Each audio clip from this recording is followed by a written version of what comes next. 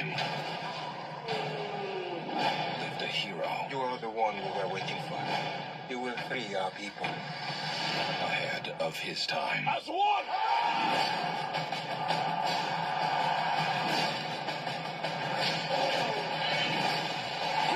He is not a god! 10,000 BC. Rated PG-13. Starts March 7th. And you are not 300. As much as you want to try to do that, opening on the same weekend as 300 did the year before, you are not 300, especially with this director involved, Roland Emmerich. The story is about as simple as you would think it would be.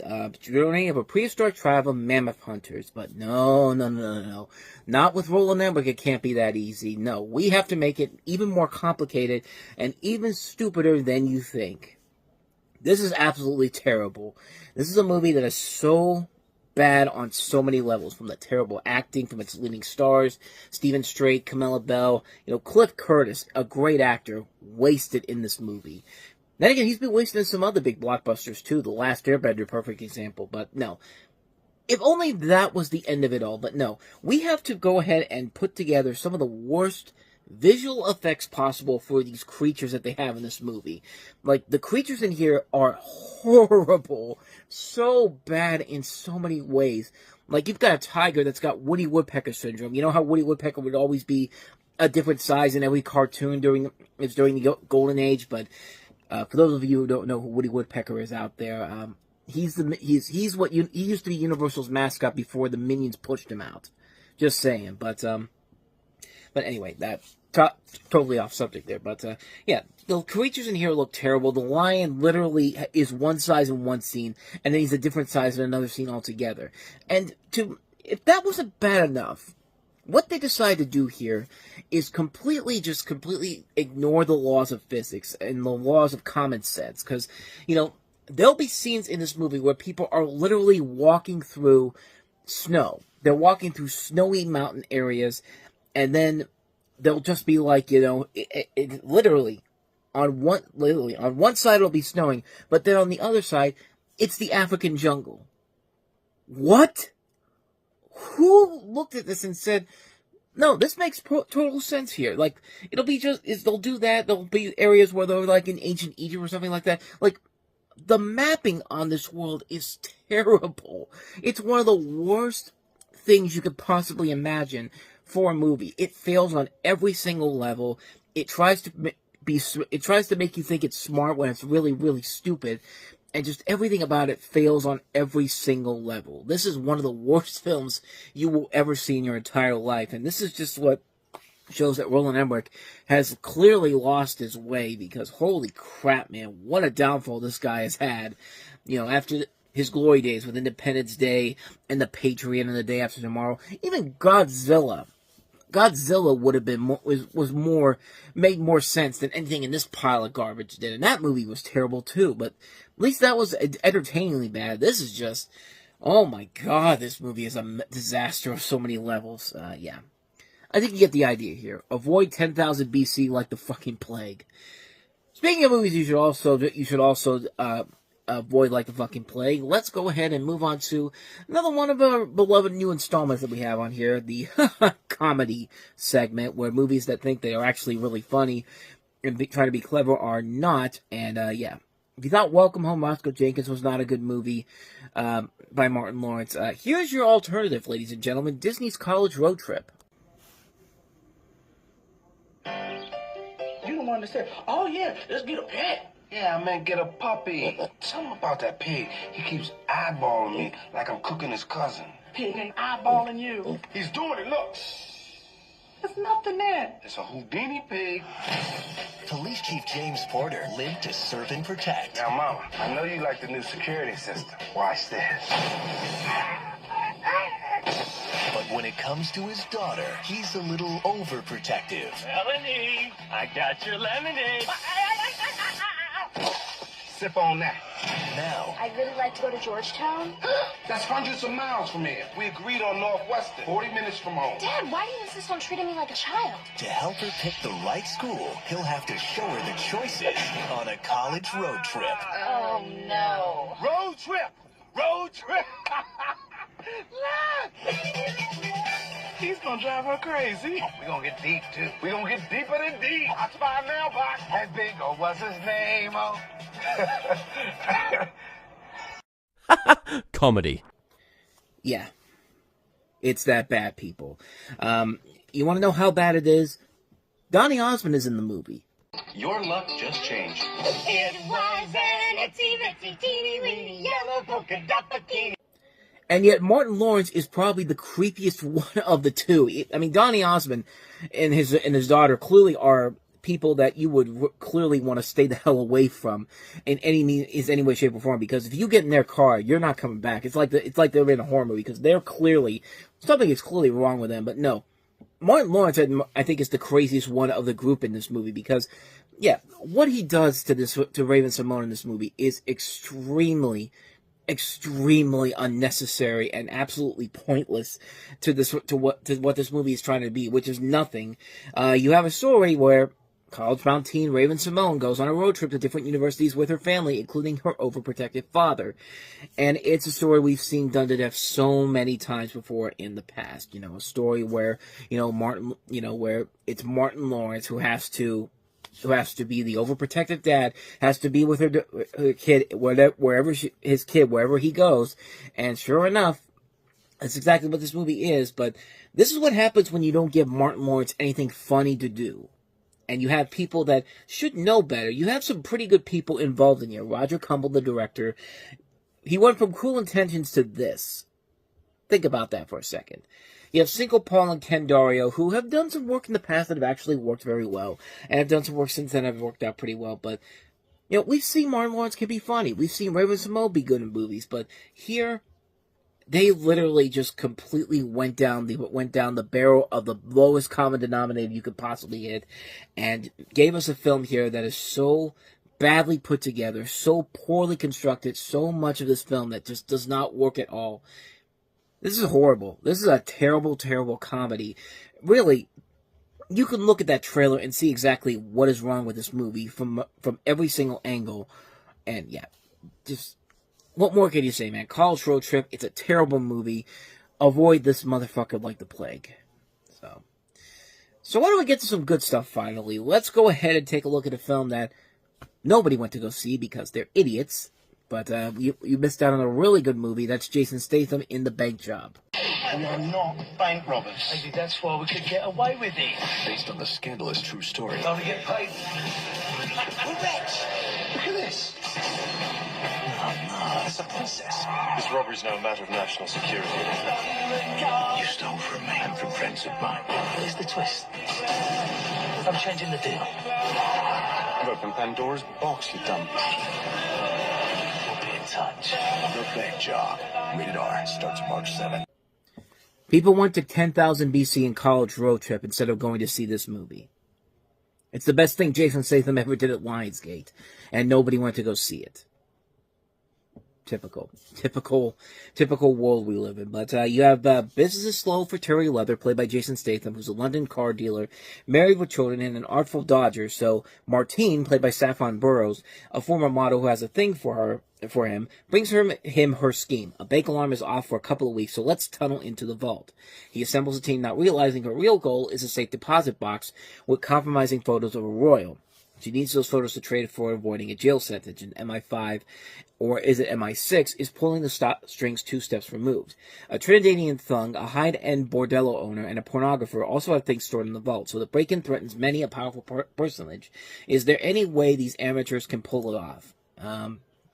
This is directed by Roger Donaldson, who we've talked about his works in the past. Some good stuff, some bad stuff, but he's done, of course, a lot of great stuff with No Way Out, Cocktail, Cadillac Man. I mean, a lot of good movies in general, and this is a really good movie based off of a burglary that happened in 1971 on Lloyd's Bank safety deposit boxes in Baker Street, and this was written by Dick Clement and Ian LeFournaise, who also did Flushed Away, which was the DreamWorks animated movie. They've done a lot of other stuff too, but this is a really good movie that really got completely blown out here in America, but did pretty well overseas to make its profit back in general. But it's a shame that nobody went to go see this movie because this was a smart, sleek, political heist thriller that worked really well, had an engaging plot to it, had a lot of good twisted moments in here, like twisted moments. Like, I cannot speak right now.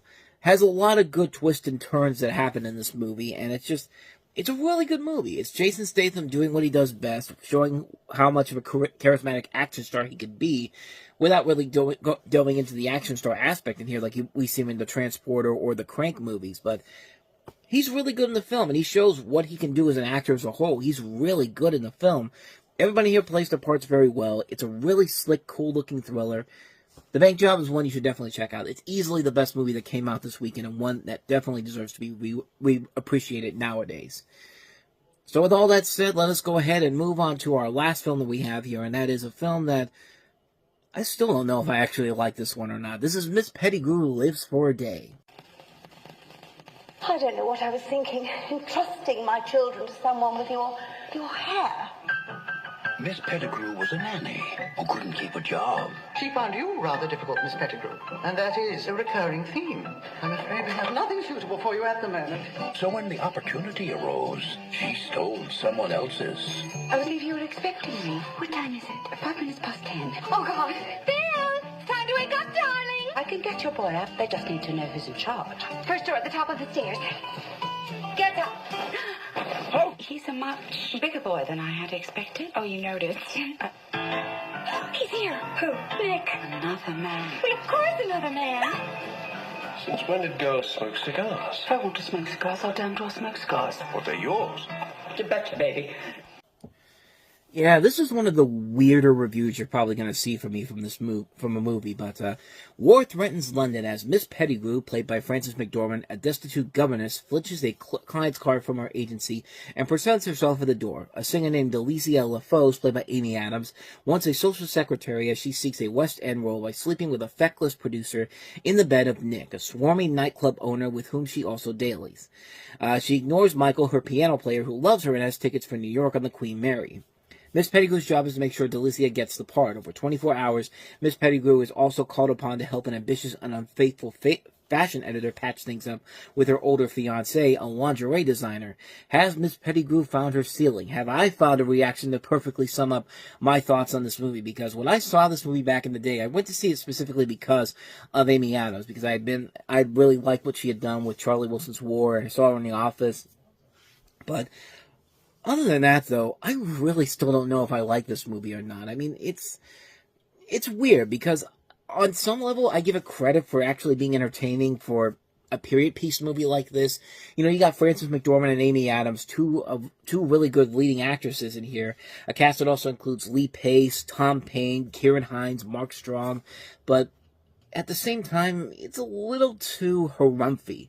It really does feel like a film that would easily fit more with a British audience than a mainstream audience, like here in America. But yeah, it's definitely a very confusing film that at times I think of reasons why I say it's a good movie, but then I can think of a lot of things of why it's not a good movie. Nothing really happens in this movie. It's just Frances McDormand and Amy Adams just going through their day with these subtle hijinks happening around in the background.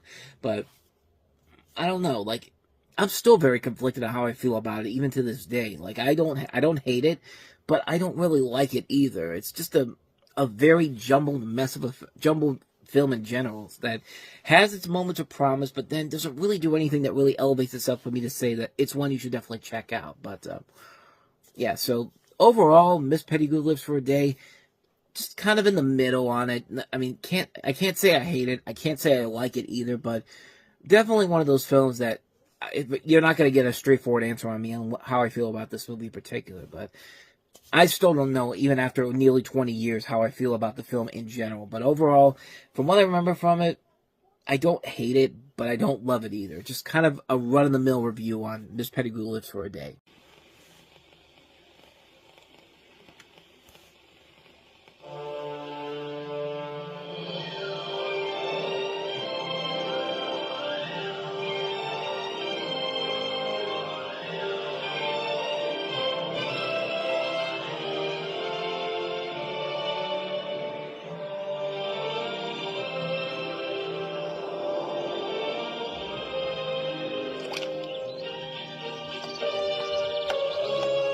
creators of Ice Age and the imagination of Dr. Seuss. Next spring, the biggest adventure of all time is going to happen in the smallest of places.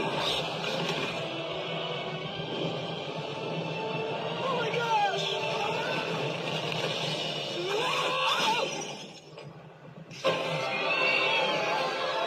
20th Century Fox presents a Blue Sky Animation Studios film. Hello? Hello? Hello? Hello? Hello? Jim Carrey. Just me and the Speck, shooting the breeze. We're a club. We're a group. We can be a secret society, and no one else can join unless they wear funny hats. Steve Carell. Hey, hun, did you ever get the feeling that you were being watched? And that maybe that thing watching you is, a giant elephant? You know, I'm gonna have to say no. Do you know that feeling? Oh, no. In Dr. Seuss's Horton Hears a Who. Listen up, March 14th. Nothing wrong with this, Morton. Nothing wrong with this. Boy, talk about a redemption arc for so many involved in this movie. One, Dr. Seuss, of course, after the abysmal The Cat in the Hat. I mean, literally after that movie flopped hard at the box office and was seen as a critical and financial disaster, Dr. Seuss's widow literally had to come out and say, no more live-action adaptations of my husband's work. And so we've got these animated movies now, and hey, at least they're going to match the visual quality of the Dr. Seuss stories. But not only that, Cinco, Paul, and Ken Dario, who we talked about them on the last episode, who wrote College Road Trip. This was a nice return to form for them.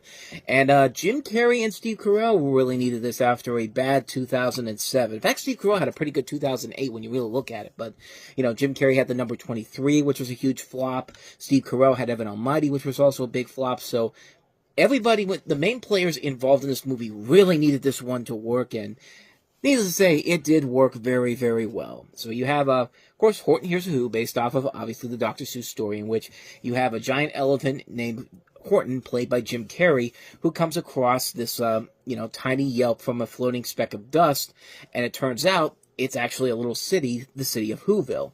And, of course, you have the mayor of the town, played by Steve Carell, and also you got his wife, played by Amy Poehler. This is a stacked cast of voice actors in here, Not only do you have Amy Poehler, Carol Burnett, Will Arnett, Seth Rogen plays Morton, the mouse in there that you see at the end of the trailer there.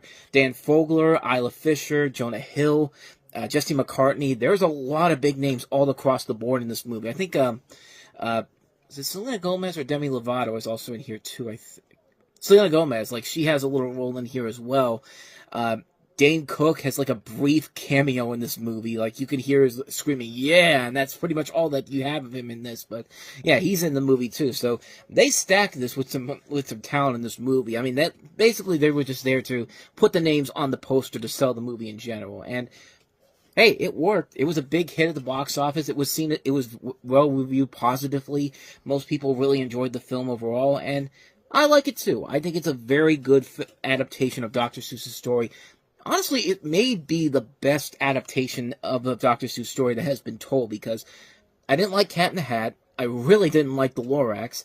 But I like the two Grinch movies. I like the Jim Carrey one. I like the Benedict Cumberbatch one, even though both of them have their own separate things I don't like about them. But both of them I do really enjoy a lot. And I'm really kind of curious to see where they go with Dr. Seuss movies down the road now that they're under Warner Brothers. But yeah, you can see that Blue Sky Studios did a pretty good job of capturing the magic and spirit of the original visuals from the Dr. Seuss storyline, which is something they would later do with the Peanuts movie, which is probably their best overall film in general. Does this one have flaws? Yeah, absolutely. Horton is a little too eccentric sometimes. I feel like they threw that in there because, this whole thing is because, we got to keep the caffeinated kids hyped up on this so they enjoy the movie instead of just telling a story. And yeah, a little of that goes a long way, but it's never to the point where it's ear-grindingly annoying. The trailer makes it feel like that's going to be the whole movie. It's nothing like that, per se. It's a very good movie that does give you what you want in a story like this, and doesn't feel like it's doing the same having the same problems that something like The Cat in the Hat did, where let's just throw in some pointless celebrity cameos in here. Like, literally, who can ever forget Paris Hilton's cameo in The Cat in the Hat? Like, I never thought the day would come where we see Paris Hilton in a Dr. Seuss movie of all things. But Horton Hears a Who is a really good film. I said yet. It probably is overall the best adaptation of a Dr. Seuss story we've had to date so far. It's still the one that still holds up the most. It's got great visuals, great bits of comedy, great animation.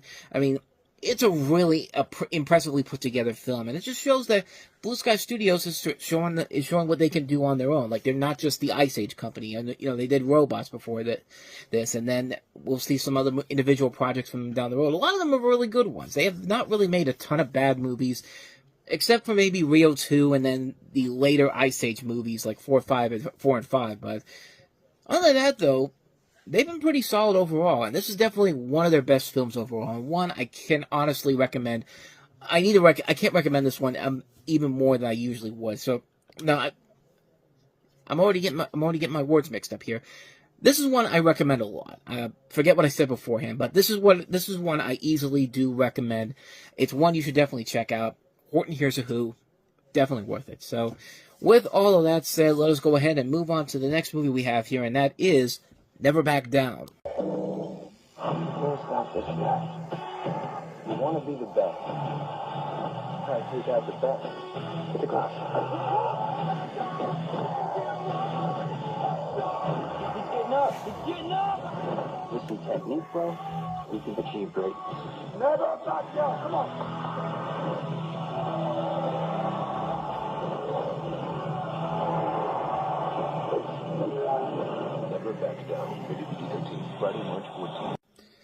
I should mention that this was directed by Jeff Wadlow.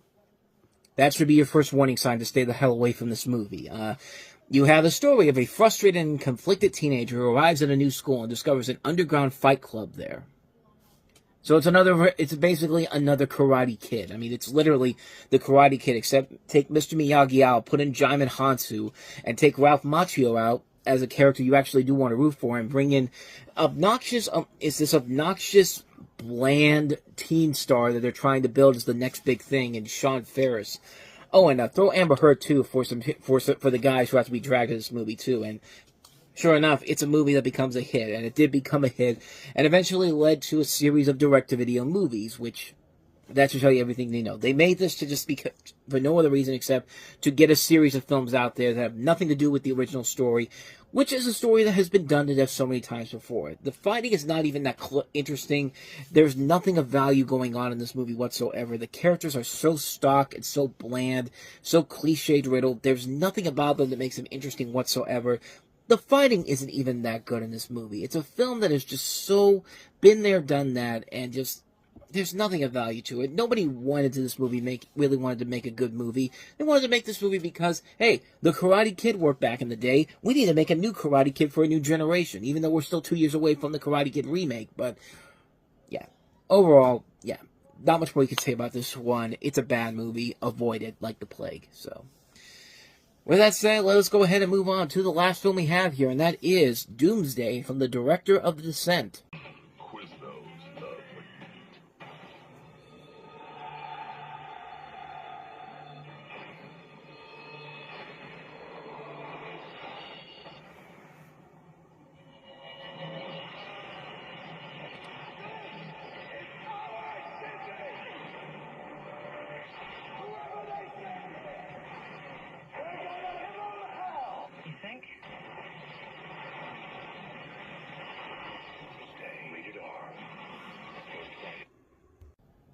That trailer pretty much tells you everything you need to know about what they were really trying to sell.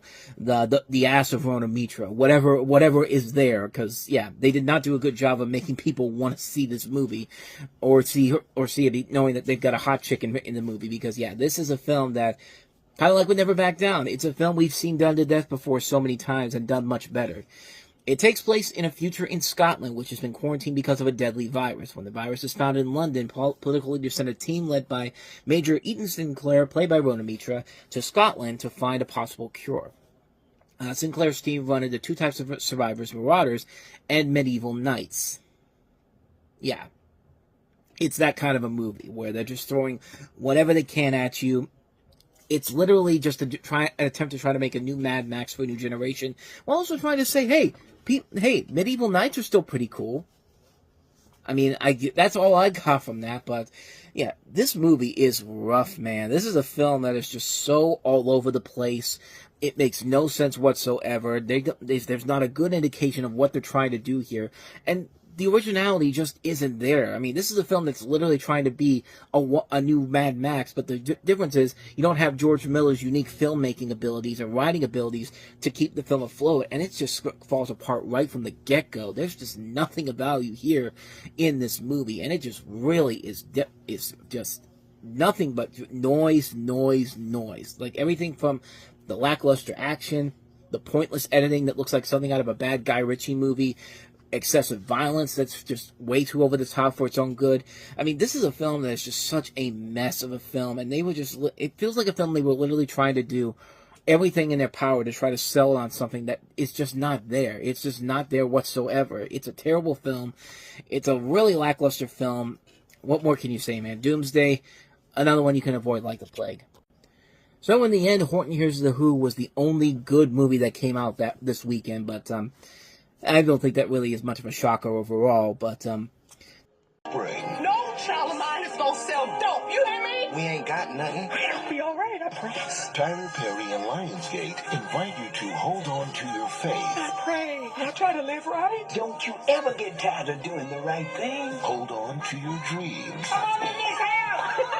He's being so nice because her son is a gold mine. Hold on to your heart. Is this some kind of game? Well, that many men hurt you that you can't trust one? He put up most of the money for this house. He did. And hold on The minute I went crazy to turn the video. for the ride. They ain't finna get me. They ain't finna get me. I'm gonna be on top. Tyler Perry's Meet the Browns.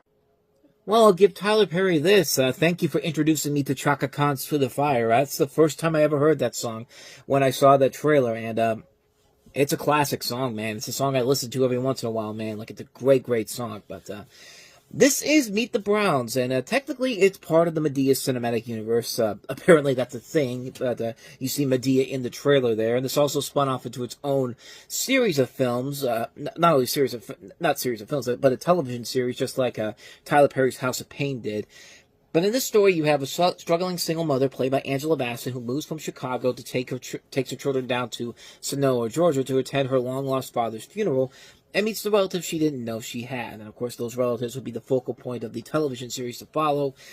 You also have Rick Fox playing the love interest in the movie. You also have Sofia Vergara in here, Margaret Avery, Jennifer Lewis, Frankie Faison. So a lot of recognizable talents all across the board in the film. But, yeah, kind of like with most of Tyler Perry's other movies, I have not seen this one in particular. The only thing I remember from this one was the fact that it did introduce me to the song Through the Fire. But other than that, though, I've never seen the movie. Like I said, I've said it before, I haven't seen many of the Tyler Perry movies. I've only seen a couple here and there. But this is definitely one of those ones that I did not get to see. But once again, kind of like with the other ones, it doesn't look that bad overall. It feels like it fits in the same vein as Medea's Family Reunion and the Madea movies in general. But yeah, that's pretty much all I know about this one in particular. But like I said, I've only seen a few of Tyler Perry's movies. I have not seen all of them. So this one, I can't really say too much more about it. But like I said, it doesn't look that terrible overall. So that is Meet the Browns. So let's go ahead and move on to some movies that I have seen. And yeah, this one, I regret seeing this one when I saw it back in 2008. Does it hold up any better now? Let's talk about Gilbert Taylor. As a bodyguard, I've protected 3 vice presidents, Bobby Brown, Sylvester Stallone. I'm not even sure if I'm available.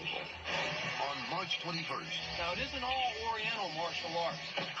Sometimes you give a little Mexican judo, as in you don't know who you're messing with, Holmes.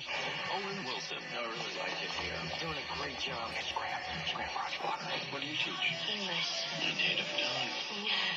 Real Bit Taylor. Mind over pain. Rated PG-13. In theater. Short answer, no. Long answer, yeah. So yeah, this is a film that features Owen Wilson. Could usually be really good movies. This is a Judd Apatow production, who had been producing a couple of good comedies around that time. co-written by Seth Rogen, who was on the rise after a year where he had knocked up in Superbad.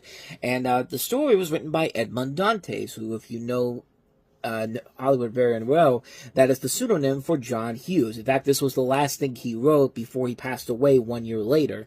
So, with all those pieces together, you would think you would have a good movie here. And, no, you don't. This is a film that really just kind of, everything, all the pieces are there for something good, but they just go the same old predictable route, and the end result is the film you've seen done to death so many times before. You have 3 high school students deciding to hire an adult bodyguard to protect them from some bullies who endlessly harass and abuse them. One of the bullies is played by Josh Peck.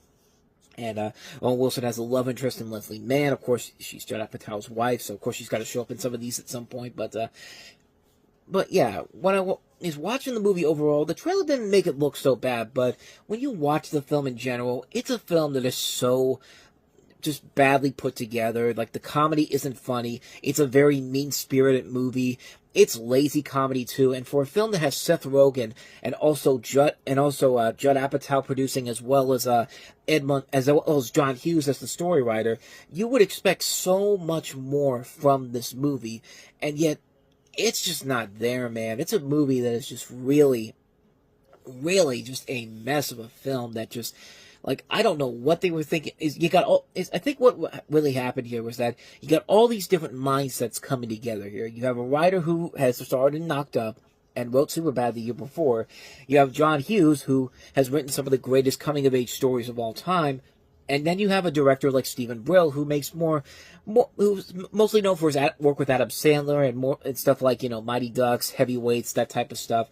And of course, Judd Apatow, who has proved to be very successful with the raunchy comedy in the mid-2000s, but all these pieces have to come together into this movie, and it's just a cluttered mess of a film all across the board. Despite everybody trying their best, Wilson's not bad in here, he's given it his all, but at the same time, there's just nothing there in the long run. It's a movie that feels like it's very cluttered, and you have all these mindsets coming together that just don't mesh well at all, and again, there have been much better movies that have done the story before, many, many times better, but this film in particular, it really missed the mark big time. So yeah, a hard skip on Drillbit Taylor. It's one of the big disappointments from that year, no doubt about it. So with that said, hey kiddies, how about another J-horror remake? Let's take a look at what Fox has in store with Shudder.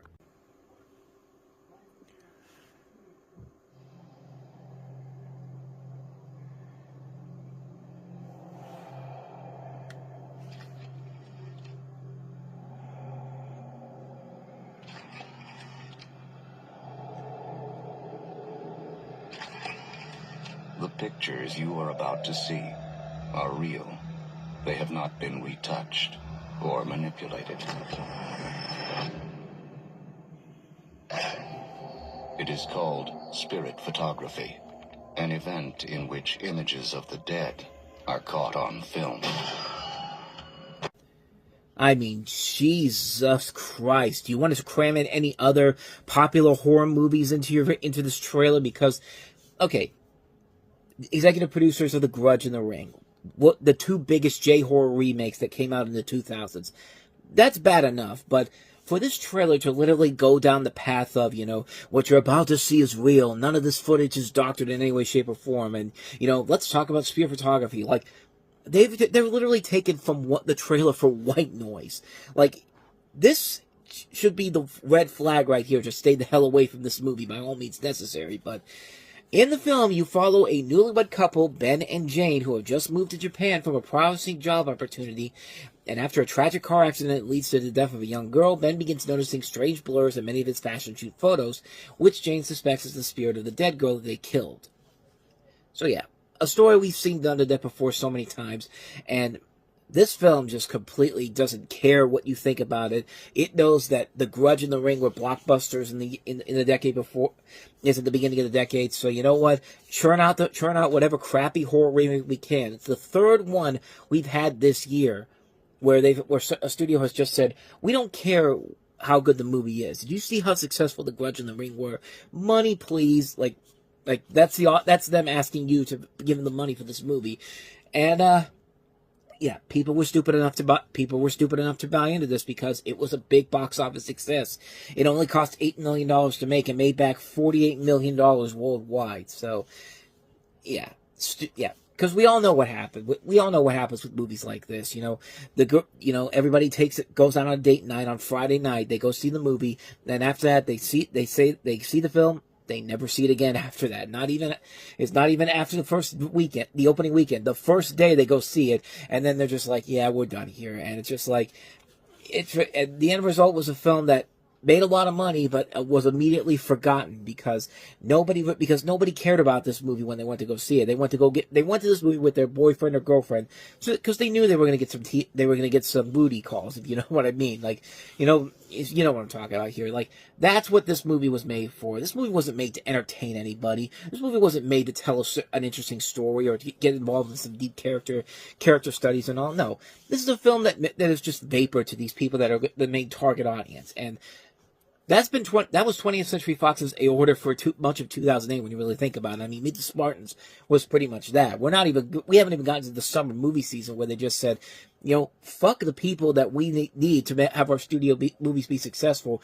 I'm gonna show everybody how much I hate the critics, says Tom Rothman, by putting out these movies and not letting people in specific areas see the film to give it a proper review. And we'll get into that later on down the road. But yeah, that's definitely something that's worth talking about later on down the road. But this, yeah, it's about as bad and as generic as you think it is. It's not a good movie. It's a terrible film.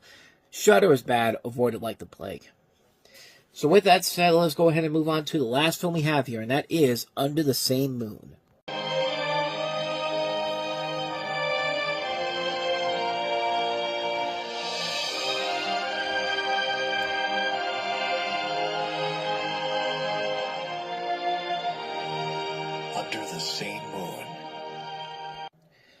Or La Misma Luna, if you want to go by the Spanish title for this. This is a story where you follow a 9-year-old boy and his mother, Rosario, played by Kate del Castillo. And to give her son a better life, Rosario works illegally in the U.S. while Carlito stays in Mexico with his grandmother. When unforeseen events unfold, both Rosario and Carlitos undertake separate journeys striving to reunite. So yeah, very much a film that is, very topical even to this very day. The whole movie is about humanizing the immigration debate as a whole, and that's still a very hot topic even by today's standards. And I wish I had more to say about it, but I've never seen it before. I could also tell you that Eugenio Derbez is also in the film, and he went on to become somewhat of a comedy star after this came out. Because he had a couple of movies in the 2010s that were big successes, and also America Ferrera, who was coming out for success with Ugly Betty, is in the film as well. But other than that, though, I haven't seen the movie. Doesn't look that bad. It looks like a film. Like I said, it's a film that looks like would still be very much topical, even if it was made by today's standards. So, yeah, I think it's a film that probably going to be pretty good. I've heard not that bad things about it. The only thing I can probably look at and think that might be bad is the fact that it's a little too Oscar baity, if you will. That's probably why this opened so early in March, but. Other than that, though, it doesn't really look that bad of a movie, per se, so, I mean, it could be good, but, yeah, like I said, haven't seen it, so I can't really say if it's any good or not, but it does look pretty promising, though, so, that is, Under the Same Moon, or La Misma Luna. Belt $49.95, jacket is $5.99 stud. Shoes were just marked down, so $1,042.68. I'm pretty good with numbers. Ben Campbell was the most gifted student at MIT, but when he couldn't pay for school, $300,000? Where am I going to get that kind of money? He was given the perfect solution. Boy, genius. You have to follow me now. You ever studied blackjack? Are you talking about counting cards? As a team? Yes. Where? On March 28th, welcome to Vegas. What if we get caught? Counting cards isn't illegal. +9. +5. Dude, I lost count 20 cards ago. Don't call me dude. He'll create a system. Folded arms, table's hot. 21! But will he take it too far? Think you can beat the system? Based on the bestseller, Bringing Down the House. The stakes are high and it's more dangerous. 21. You missed a hell of a tone party, huh? We almost had a girl there. Yeah. Rated PG-13. I don't know about you, but I find it kind of hilarious that they keep bringing up from the author of Bringing Down the House. Like, I keep thinking it's the 2003 Steve Martin Queen Latifah movie, but no, it is not that. Even though this book did come out the very same year that movie did, so take that for what you will. But As you can tell from the trailer there, it was inspired by real events and real people who it's about 6 MIT students who become trained to be experts in card counting and blackjack and subsequently take Vegas casinos for millions in winnings. And like I said before, this was a movie that not a lot of people were expecting to be a big success, even though you did have a 2-time Oscar winner in Kevin Spacey, who was still well respected at the time. You had Kate Bosworth, who everybody really enjoyed. Jim Sturgis was coming up in the world after Across the Universe. The director Robert Luketic was the same guy that did Legally Blonde and Monster-in-Law, both box office hits. So I guess in a way it was sort of, on paper, yeah, it seems like a film that should have easily been a box office success, but yeah, there were a lot of people who thought that Horton Hears a Who was easily going to take this one over this weekend at the box office, and this thing ended up being the #1 movie for 2 weeks after this came out, so there was a lot of people who were invested in this film. I don't know if it was because of the stars, or maybe it was just because of the idea. I should also mention that this same writer who wrote this also led to the inspiration for The Social Network and Dumb Money, both very good movies, especially The Social Network, even though Dumb Money is a criminally underrated film that came out a couple years ago. But as far as this film goes, it's alright. I mean, it's a pretty good concept overall, seeing these 6 MIT students using their brains and their mathematical abilities to, try to basically screw over the casinos, and of course when you have Lawrence Fishburne as one of the security guards there, and he's literally beating you up for trying to beat the system, yeah, you get invested by that type of stuff here. You really don't know where exactly it's going to go. It really took me by surprise of the direction that it went. I like the direction that it went. I like the fact that it didn't need to go down that route of, let's do this thing that we've seen done before so many times in the past. But no, they do something different with it, and it works very well. It's a very engaging film. You do get invested with the leads in this. Kevin Spacey's really good in here. Lawrence Fishburne's really good. The MIT students in here range from pretty good actors all across the board. You got Aaron Yo, Liza Lapira, who of course have had a really good year with Inside Out 2 and The Equalizer. Josh Gad, you see in the trailer there too. That's one of his early film roles, one of the ones I first saw him in. But for the most part, it's a good movie. Is it a great film? No. I think there's definitely a lot more you could do with it to kind of make it stand out more on its own and not feel like an Ocean's clone, but it does a pretty good job overall of giving you what you want and then some. I think it works very well for what it is. I think it's a very entertaining film. It's worth checking out. 21.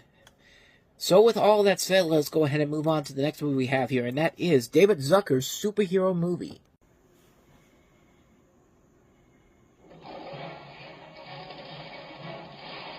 City of darkness, where evil runs free, the people need a hero. Who am I? I'm Dragonfly. Stop! The story of my life is not for the faint of heart. Stop the bus!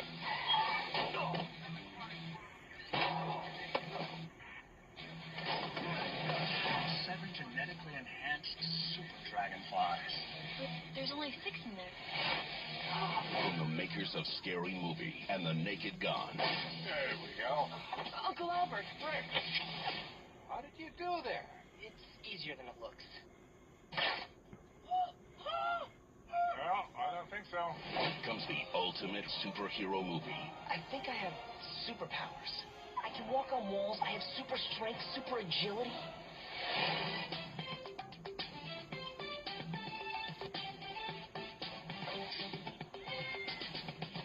Honor. Let go there! Uncle Albert. With great power comes... Hey, just try to breathe. I can't. You're kneeling on my crotch. Family. Now, everybody take your seat. Not till we say grace. Jeez. Amen. Sacrifice. I realize we can never be together. You love me, Rick. I know you do. I'm telling you this for your own good. This spring.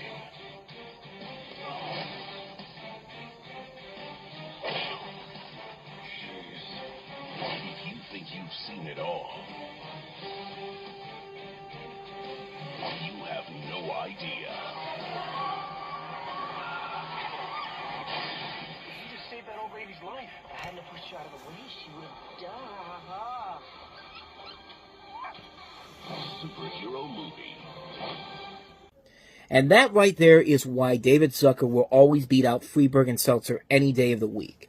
This is how you do a parody movie instead of just making a movie where you're making references all across the board. But no, this film is exactly what I want to see. Like, yeah, it's not the best of these movies. It's no Naked Gun. It's no Airplane. But you know what?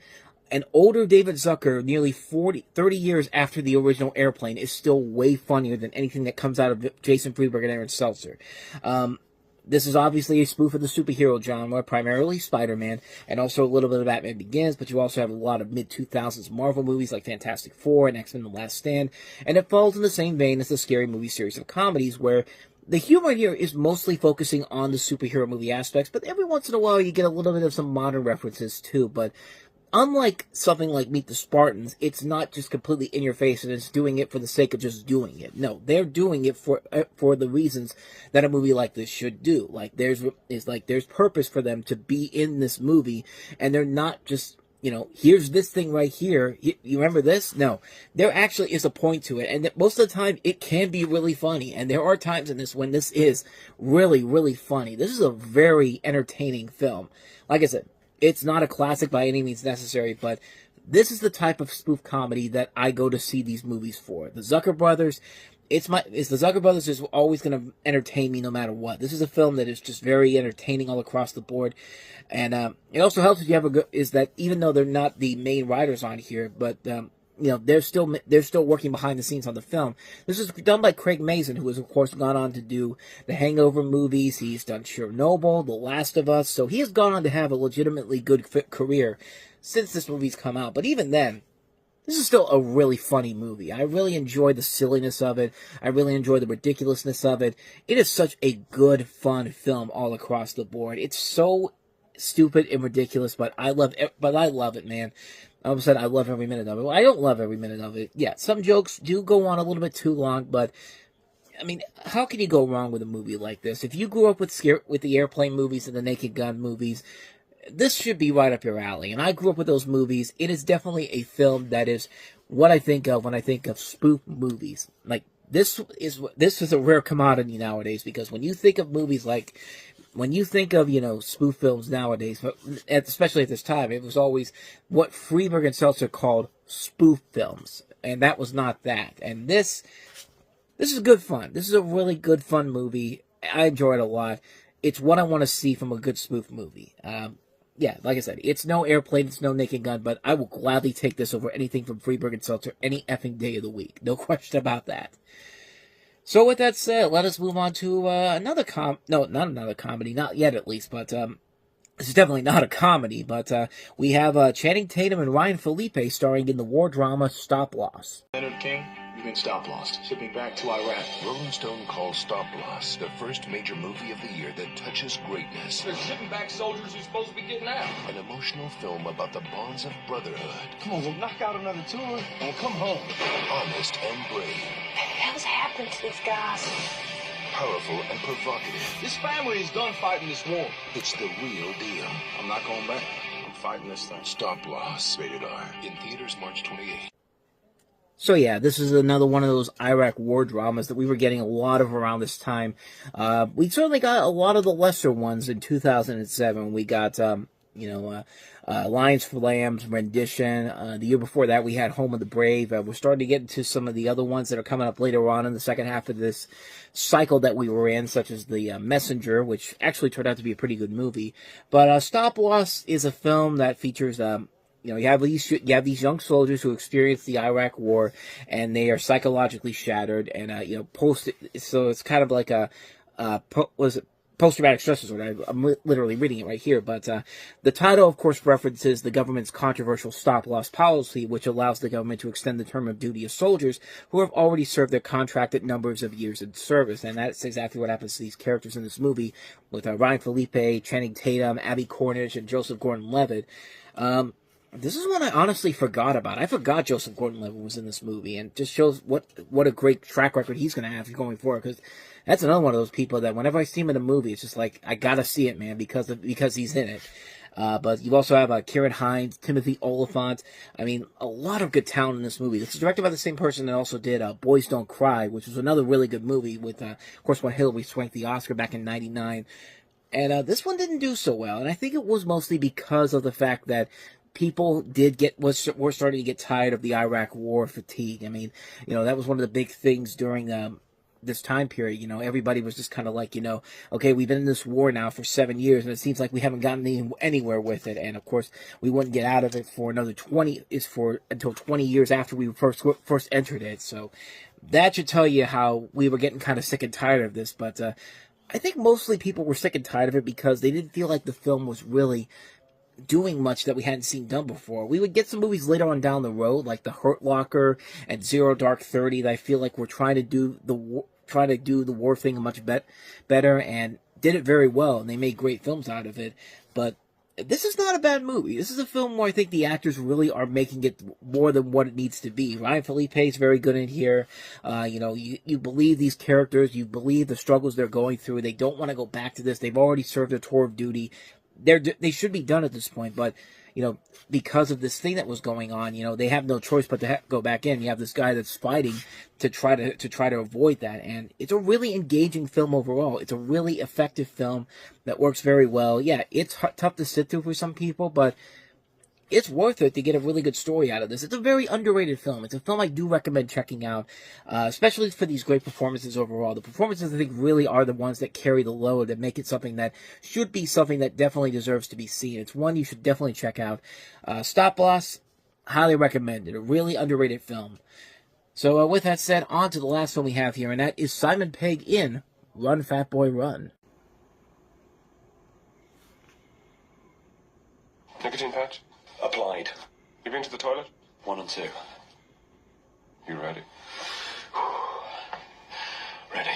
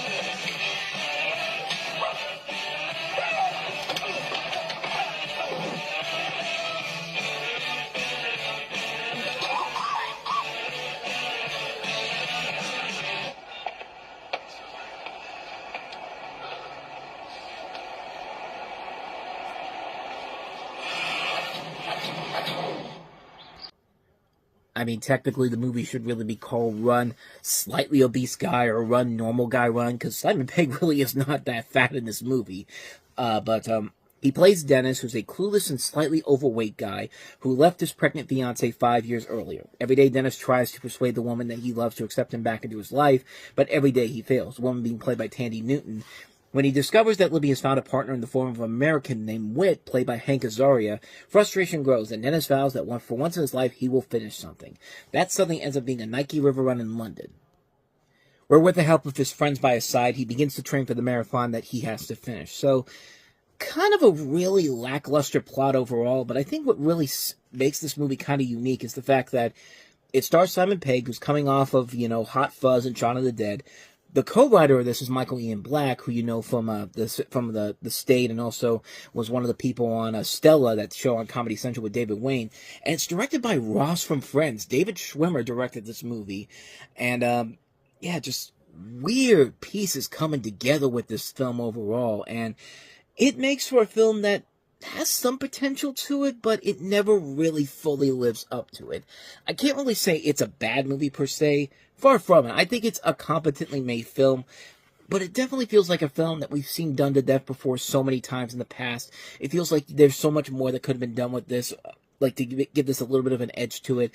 And it's not that the people in here can't do it. It's just the fact that it feels like they're kind of half-assing it and just kind of making sure they make a safe and marketable film. And it's not that, like I said, it's not it's a bad movie. It's just the fact that it's just kind of like, I can't really say it's a great film, but I can't really say it's a bad film either. It's just kind of in the middle. Sometimes you get a really good laugh here and there, but other than that, though, it's a very split film. But I'm more leaning towards it being somewhat of a positive movie overall. It's one I would say, like, if you want to see Ross from Friends direct a movie and actually do kind of a decent job with it, Here you go. This is it right there, and it's got one of the guys from The State, and also features Shaun from Shaun of the Dead. So, with that said, I'd say check it out. I don't think you're going to want to watch it again after a second time, but I'm glad I saw it the first time around.